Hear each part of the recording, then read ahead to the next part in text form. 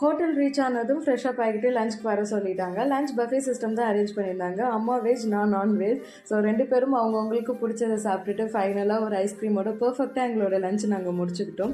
Next வந்து ரெசார்ட்டில் என்னென்னலாம் இருக்குன்னு சும்மா சுற்றி பார்க்கலாமே சொல்லிட்டு நானும் அம்மாவும் கிளம்பிட்டோம். வெளிலலாம் தேவையில்லை போல், ரெசார்ட்டே போதும் மாட்டுக்கு அவ்வளோ சூப்பராக இருந்தது. நிறைய ஆக்டிவிட்டீஸ் வச்சுருந்தாங்க. ஒரு மாதிரி என்கேஜிங்காகவே இருந்தது.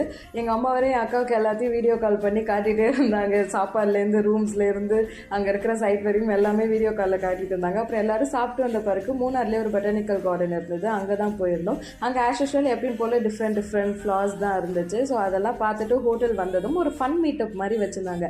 டான்ஸ், சாங், மியூசிக்கல் சேர்ஸ் இந்த மாதிரிலாம். மியூசிக்கல் சேர்ஸில் நானும் அம்மாவுமே பார்ட்டிசிபேட் பண்ணோம். பட் நடுவிலே தோத்துட்டு வந்துட்டோம்.